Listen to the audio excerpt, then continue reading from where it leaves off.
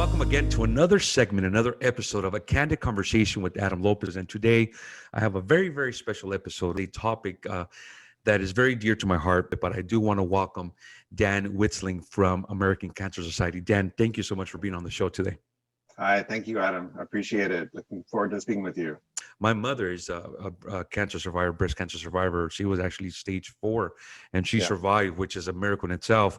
And she's a 2-time cancer survivor with bladder cancer as well. So she's definitely a warrior, a hero to a lot of us. And I'm sure you have a lot of different stories that you can share as well. But I want to welcome you to the show, Dan. I want to say thank you for accepting the invitation, for participating in this program to talk about, number one, the importance of the American Cancer Society. Number two, what initiatives are taking place at this time. And number three, how the pandemic and crisis has affected volunteers, donations, sponsorships, etc., and what the public can do to be of a help, to the society. So again, welcome to the show, Dan. And I want to start off by asking you, how is your family? I see you're working from home. How is your family doing? How have you guys been adapting through this time? It's definitely been an adaptation. 2 daughters, both actually one in elementary, one in middle school, and my wife. So we're all in different parts of the home, sharing the Wi-Fi, doing Zoom school and things like that. It's been an adjustment. As executive director, I'm sure you oversee a lot of departments, different people. How difficult has it been to really be effective? Now, my game plan for 2020 moving into the year was to spend more time actually in the Central Coast. So this completely changed my approach and my thought process. We are a volunteer-led organization, so it's an opportunity by necessity to really lean on especially volunteer leadership in different areas, up in San Luis Obispo, at Paso Robles, places like that, Santa Barbara, Oxnard, Ventura, Ojai, Simi Valley, all the way down to Long Beach. We are extremely limited, physically. So the best thing we can do is work in kind of concentric circles of volunteers and staff to try to influence the populations in as many communities as we can. Some of the kind of the themed areas of interest that we were really looking to address, especially something like health equity. How better can we, reach out to populations where the disparities are? In some ways, talking to groups everywhere as far west as Guam has been a little bit easier, because the expectation is we're all online. So once we sync up our clocks, we can kind of talk to anybody anywhere. So presenting to different groups about some of our issues, but it definitely proposes challenges to making sure that we're reaching the most vulnerable. And I want to commend you and your staff for adapting, so well to this pandemic, that you have been hosting educational seminars and webinars. And I know that we've been trying to coordinate something as well for this area, which I think it's extremely beneficial, and it has an impact because you're still reaching out and you're still educating the population as far as when it comes to issues with the Cancer Society. One of the things that I know for a fact that it is affecting is your volunteer base. Now that we're confined from home, we cannot have in-person events or whatnot.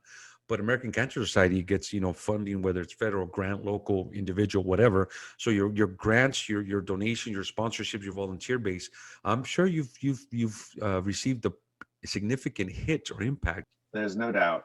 From a financial standpoint, in March and into April were the most devastating months, where revenue was down nationally 90%. It's kind of staggering, thinking about, we're looking at, how we fund research, and we fund very early stage research. So we're funding people in the beginning of and if we cut up that pipeline or we diminish it, that ultimately means a lot less treatment and slows down the process towards cures. In addition to, the services that we can't provide as well out in the field, road to recovery, rides to treatment, lodging, things like that. It's been very difficult. And in terms of who we are engaging this year, it's absolutely prioritizing, stand by your family. People that have been with us over the years has been our top approach, just realistically speaking.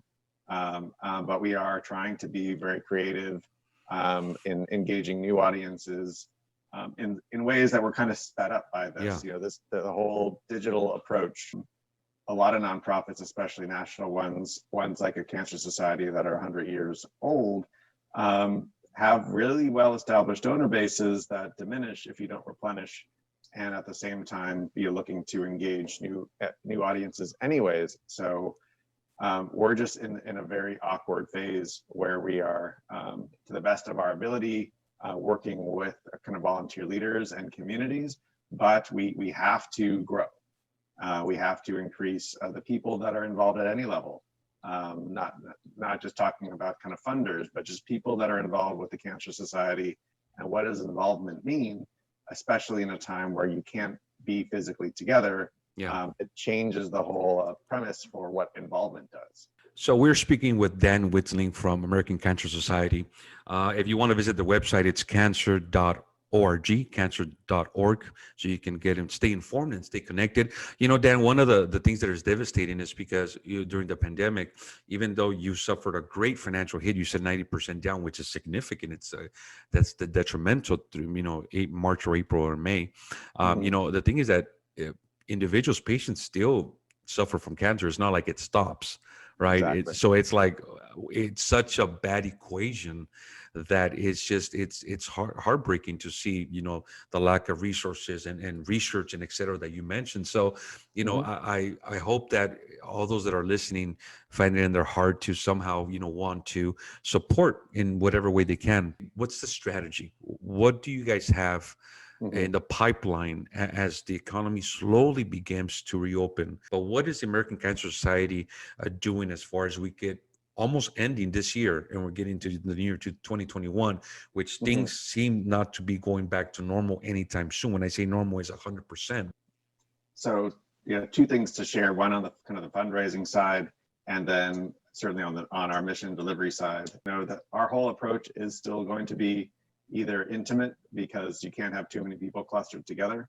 And so people are finding ways, either online, sharing their stories, sharing personal connections, like the one that you shared earlier, and just getting out there, or talking about what the need is and what we can do about it. So there's going to be definitely with us, we see opportunity. We have a Research Hers campaign that's been focusing on women in research, which leads me, talking about a mission and a concept that I'm starting to hear more about, and definitely we'll be speaking more about our medical communities. This has been a trend in public health at any rate, but the idea of how can we work together in health communities or beyond health communities to serve those in needs? What are the gaps in health, and how can we address them? We've been tremendously active again in this revitalized fight against tobacco with e-cigarettes and vaping, where we were very successful in raising the age and some of the requirements. It's a lot of collaboration and partnership.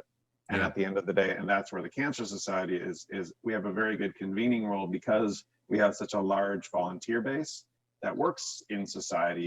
No, and that's great. Thanks for sharing that, Dan. I think it's a really good, actually, strategy, business plan going forward. It's very important, and I hope that our listeners understand the urgency behind this. That this is an organization that really needs our support. We've been talking to Dan Witzling, Executive Director, American Cancer Society here on the West Coast. If you have any questions, the general phone number is 1-800-227-2345. The website is cancer.org. cancer.org if you want to connect there and get more information. Dan, I want to thank you for your participation. I want to thank you for your time. I consider you a good friend with a great partnership, and we're going to be doing some good stuff here in the West Coast, especially in Ventura County. Do you have any last words for our listeners? Most important is not to just think of the American Cancer Society in terms of, I've been diagnosed, what can you do to help me? But how can my lifestyle be enhanced and improved from your whole spectrum? And that's where we are, and that's where we want to be, and we have resources for literally anybody. Awesome. So you've been watching and listening to another episode of A Candid Conversation with Adam Lopez. Dan, thank you so much for what you do. Stay tuned for more episodes of A Candid Conversation, and we'll see you soon. Thank you very much. Thanks again.